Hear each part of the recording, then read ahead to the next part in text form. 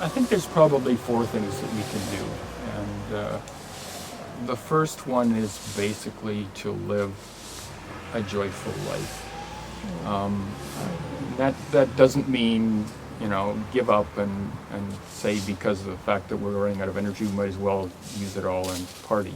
The second thing I think we can do is to relearn some of the essential skills that I think we have forgotten and lost, things that our grandparents knew how to do, how to grow food organically, because we're not going to be able to depend on oil to do that growing. How to make our own clothes, how to fix things. These are all skills that have become lost. The third one, which is kind of related to the second one, is relearning how to live in community. And that means how to create community. And then the fourth one is the process of helping each other heal. I think what's happened is this crazy industrial culture has made us all, to some extent, both physically and emotionally ill.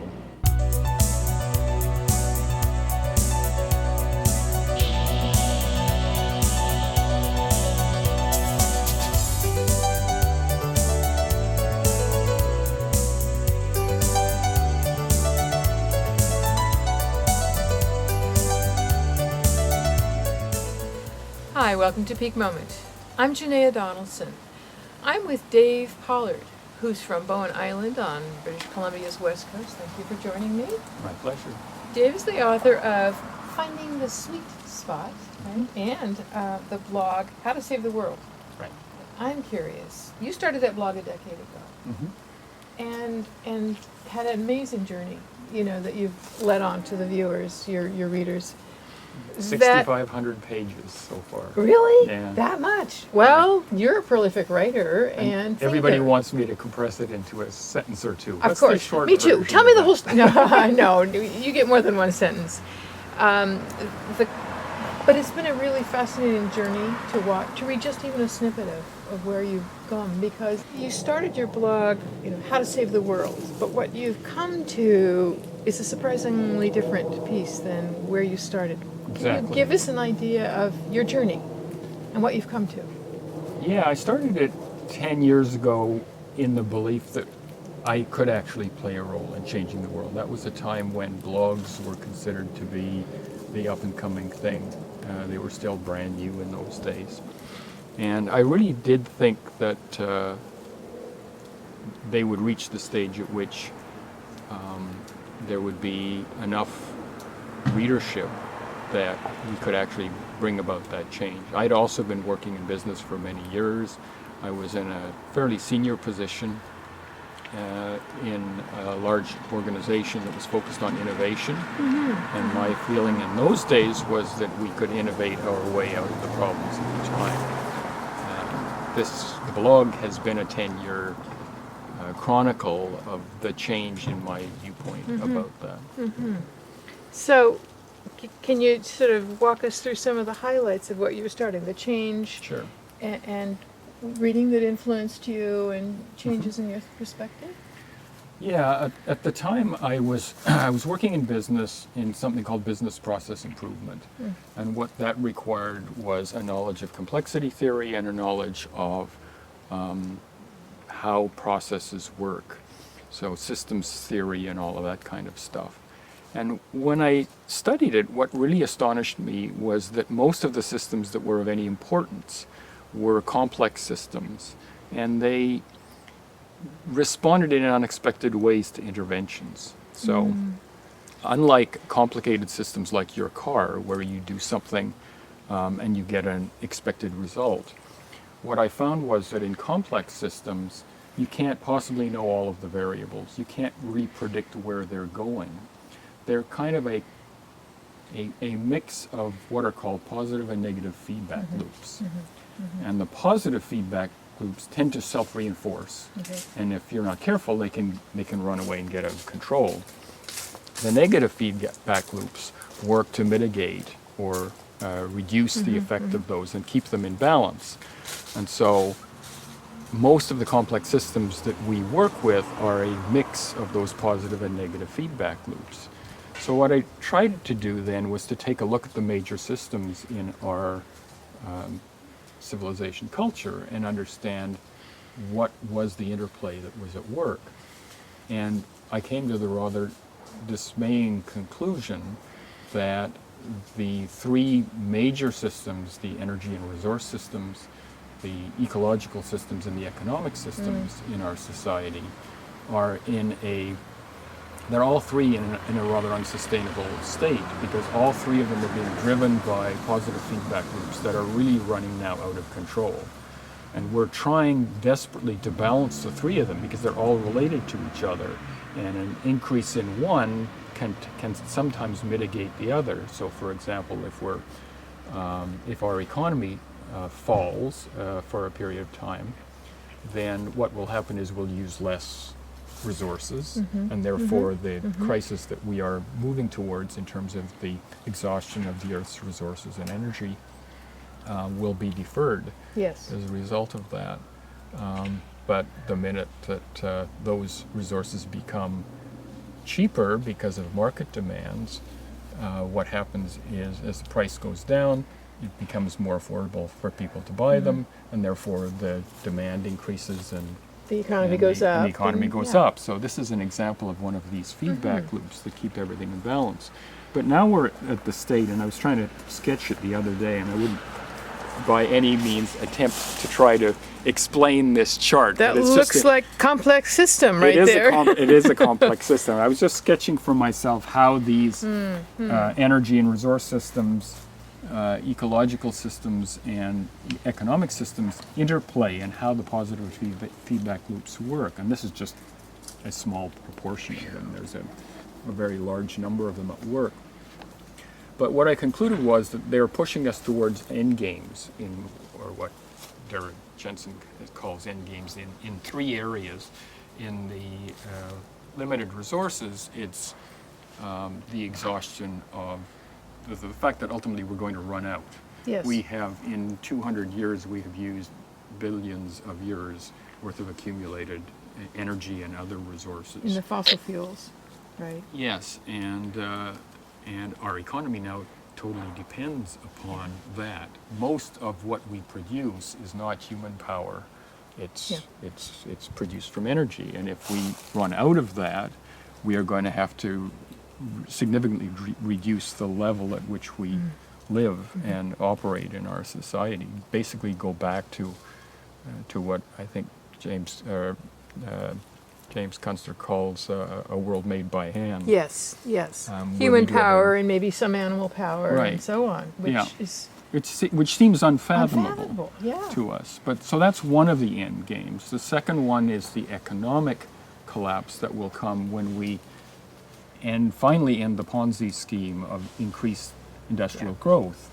Yes. That can't continue as well, and there's all kinds of examples of where in past the absurd leaps of faith that allow the government to keep printing money and people to keep accepting it Yeah. for that value will only continue for a certain point of time.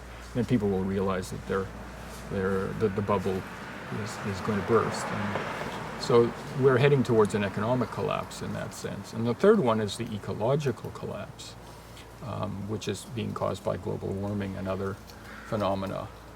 That's now the most disturbing one, because what the climate scientists are now saying is that we have passed the tipping point. And so just as recently as a few years ago, they were saying that we might see 1 or 2 degrees of Celsius of Right. temperature increase over the next century, which is alarming because that's only slightly less than the difference in average Earth temperature between today and the ice ages. But they are now saying that because of the runaway effects, these positive feedback loops also work in the environment.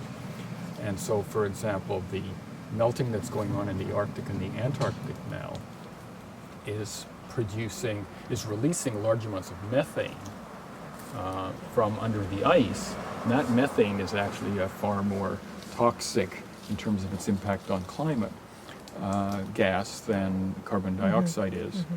So what we're looking at now is a runaway climate change, which according to the climate scientists that I've talked to, at least when they talk off the record, they would never say it on the Of record. course, yes. We are now looking at something closer to 4 to 6 degrees of climate change, temperature change by mid-century, which is Not that far away, wait a minute. It's not far away, and that's catastrophic, because once you reach 4 to 6 degrees, then you're past the tipping point, and you're looking at something like 12 degrees by century end, which basically means we'll fry the Earth, and the only places that will be inhabitable will be the polar areas, and even they will be beset by storms. Very much like So- Lovelock said in Revenge of Gaia, predicting Right. very few humans, if they survive, and probably a lot of species won't. Right. So we're now in a situation where these three systems, our energy and resource systems, our economic system, and our ecological system, we're trying to balance them all. It's like a juggling act. And eventually, as long as we keep being forced to juggle them faster and faster, we're going to drop them all. And so I have come from a belief that we can, through innovation and through resourcefulness and through some kind of collective increase in consciousness, be able to save the world, or at least save our civilization, to a belief that it is going to collapse, that any one of these three systems would be enough to end our Industrial growth industrial civilization. growth Yeah, okay. civilization. And so rather than trying to mitigate or prevent that from happening, I'm now starting to think about how we can be prepared for it, become more resilient in the face of the changes that we are going inevitably, I think, to face. That's quite a journey and quite a change. I think, though, that there are others among us that have come to that same place. It's too late to try to, band-aid up, Right. civilization, or, the planet's environmental ecology. But you we know, do want to species. believe. It's in our Of course nature we do. to believe. So now we have. And because know. we don't know totally, we don't know how things are going to play out, and so Yeah. so the question is, as humans, since our whole thrust is continuing the species, Exactly. and is where do you come to on, well, what can we do? I think there's probably 4 things that we can do, and the first one is basically to live a joyful life. That doesn't mean give up and say because of the fact that we're running out of energy, we might as well use it all and party. Yeah. Okay. It means acting responsibly, acting in a sustainable way as we can, using as little resources as we can, but most of all focusing on helping the people in our communities and the people that we love to live better and to have a happier way of living in the moment, instead of being obsessed with the past and the future, which is where most of us spend most of our lives. Yes. And to just make other people's lives as joyful and as pleasant as we possibly can. So that's the first thing I think we can do. And I think that positive attitude is absolutely essential, because we're going to face some people who are going to panic, Yeah. some people who are going to just go into a serious depression Yeah. and so on. And they're going to need models who are going to be acting in a more sensible way to this. The second thing I think we can do is to relearn some of the essential skills that I think we have forgotten and lost, things that our grandparents knew how to do, how to grow food organically, because we're not going to be able to depend on oil to do that growing. How to make our own clothes, how to fix things. These are all skills that have become lost. And also soft skills, like how to mentor a young person to learn how to learn. And I think the mentoring will be particularly important because as these large centralized systems break down, because they need the oil and so on to power them, we're going to have to relearn how to do things in a different way than depending on large centralized systems. So we're going to have to figure out how young people will be able to learn how to make a living for themselves without relying on the education system. So I think mentoring is a critical skill. I think another critical soft skill is facilitation. And since my retirement, I've really become very involved in trying to find ways in which we can learn how to facilitate group action and decision making more effectively. We actually came up with a card deck. We started out writing a book on best practices in group facilitation, and then we said, wouldn't it be more fun and easier to learn about how to do all of this stuff if we developed it as a card deck and people could use it as almost like a tarot to inspire themselves when they're going to a group session. Say, what are the patterns of behavior that I want to exemplify going into this session? That's been and I've worked with, there were almost 50 people involved in that project, and so we published something called Group Works, which is a card deck that people can get. And we've actually, surprisingly, it's a non-profit that operates this thing, but we've sold over 2,000 decks already, which is great. So facilitation is, I think, another critical skill. I'm glad to hear that, because I think that in the very atomized, isolating industrial culture civilization that we live in, how to work together seems to me among the most fragile. Right. Or unlearned, if you will, unpracticed skills. Because we've become dependent on these big centralized systems. So now we're going to have to learn how to work things out for ourselves. And that means we're going to have to relearn all of these peer-to-peer collaborative skills that we have forgotten. So the third one, which is kind of related to the second one, is relearning how to live in community. And that means how to create community. One of the projects I'm involved with right now is helping Bowen Island get its first co-housing operation up and running. And that's been fascinating, because this is a group of people who came together who did not know each other before, and they are going to live together. Their groundbreaking is next week. They're going to live together, make decisions, collective decisions by consensus, and deal with all of the issues that come up in a community. And this has been a great example for me to see how a community is formed. And this, I think, is also going to be essential for us to learn how to do and to practice doing. We're going to have to learn how to create community and how to live in community. And the most difficult part, I think, of that is that we are going to have to learn again, because we're so used to these communities where we opt in and we opt out whenever, when it gets uncomfortable or we choose, We're going to have to learn to live and maybe even love people who we don't particularly like. Yes. That's what people do in community. They acknowledge that such and such person is eccentric or they have a hard time with that person. Yeah. Yeah, and how do you still find how to tolerate them or work together in the little place that you can? Yeah. And I've started using this word love to say that you can learn to love people who you don't particularly like. And I think that's what when my ancestors came to Canada back in the 1790s, there was 13 families. And they came up with their farm animals and their very large families. The average family size in those days was 17. And they came up with nothing as United Empire Loyalists. And they were given a piece of land that had just been eroded, just been built past it. And they had to work with all of the neighbors in order to clear the land, make a living, transport stuff back and forth. They had to create community, and they didn't all like each other very much, but they made it work, and it was so amazing. Brilliant thought, because what I heard, an idea that occurred to me when you spoke about loving but not necessarily liking people, is that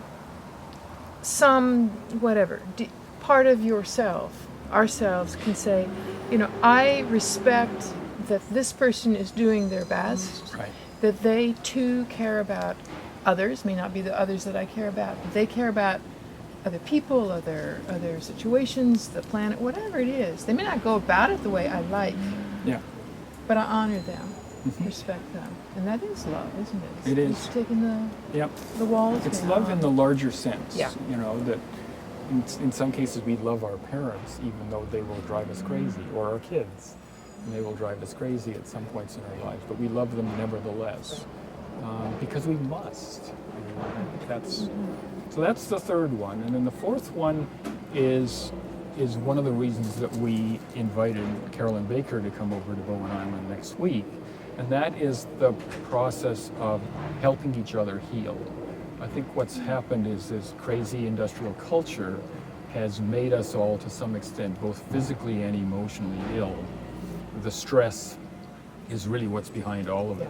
Yeah. But, you know, no question our food system and the epidemic of autoimmune diseases and so on is part of it. So it's not just emotional, it's physical as well. But conventional medical answers and approaches and processes are not going to be the answer to this.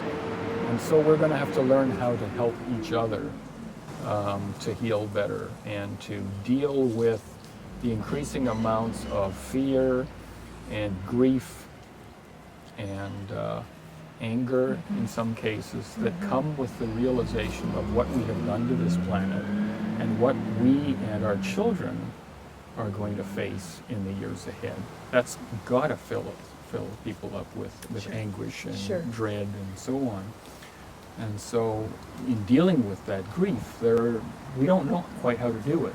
But what we think we know is that the best way to do that is to help each other out.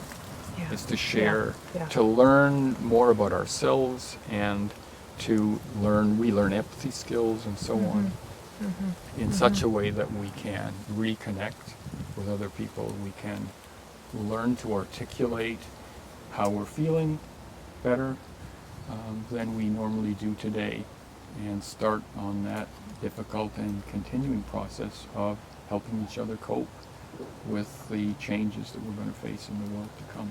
So I think those are the four general ways in which we can adapt to and respond to and prepare for and become more resilient. Resilient in the sense of being able to bend with the changes rather than bounce back. I don't think there's going to be any bouncing back to the kind of lifestyle that we have today, but resilient in that broader sense of being flexible enough to be able to bend with the changes that are occurring and adapt to them and not be overwhelmed by them. What I hear you saying in all of that is we can't do it alone. That takes some relearning Yep. and new learning. The circumstances may force that upon us at times, but wiser if we do it preemptively. We learn some of those skills and begin some of those practices now. That gives us Right. more resilience. It is the practice as much as the skills, because a lot of these things are things that we will never become expert at. But the more we practice them, the better we will be at doing them. So we're going to have to start embracing practice and give up the idea of mastery. And I like the word appreciation, because appreciation is an interesting word because, of course, it comes from the word meaning to grow. Yes. To grow Yes. larger. Yes. But it's appreciate in the sense of, instead of just accepting or understanding, to see what is positive in what is, to see that everything that is happening, as difficult and challenging as it is going to be, is in essence the next step in the great human experiment, and that human experiment may end up with a lot fewer humans after we're gone. But there's no reason to believe that the life that they will live may be much better than the life that we live today. It could very well be, because they'll be self-sufficient. It will be a sustainable way. There will be no struggle. We could go back to living, I shouldn't say go back, we could go forward to living the way they now think prehistoric humans lived, which is that they worked for an hour or two every day, because that's all that it took. And they spent the rest of their time in leisure and creative activities, Yes. in art and recreation.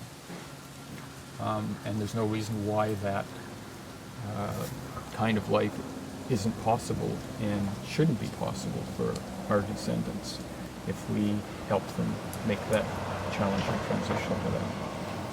And that takes a great deal of appreciation, but makes me pretty optimistic about what the future is going to be like once we get past it's terrible to use the word collapse because it sounds so grim and final and unrecoverable, but I was once asked if you had the choice of living in any time other than today, when would you choose? And my answer wasn't back in some ideal past era. It was probably 2,000 years in the future. And I think, 2,000 sounds like a long time, but if you look back 2,000 years, it's not really that long ago in the overall scheme of things. And I don't think, unlike some people who believe that humans will be extinct in 2,000 years, I think there will be a lot fewer humans. But my guess will be that they will find ways to live in community in some sustainable way because they will have had no choice. And because of that, if I had the choice, that's when I would really like to live, is 2,000 years in the future. You get me thinking on that, because 2,000 years in the future, how much we will have, the whole everything, everywhere, will have transformed and moved towards being sustainable, which we certainly aren't now. Right. Yes. Yeah. I like that. And that gives something for you, for all of us, to help move that along in a positive kind of way. It's a little more than 7 generations, but it's not that different from the idea of always thinking in terms of what's the impact 7 generations hence. So in terms of thinking about what's ahead, I try to look beyond the challenges that we're going to face over the next few decades and say, what is this ultimately leading to in the broader scheme of the great human experiment? I think we will look back one day at, if we remember it at all, at industrial civilization as being a kind of frenzied and unfortunate mistake, rather than the pinnacle of human progress and achievement. Yes, Yeah. yes. I think that may be true. Thank you. You're watching Peak Moment. I'm Janaea Donaldson. My guest is Dave Pollard, whose blog is How to Save the World, and I think it's much broader than that. Join us next time.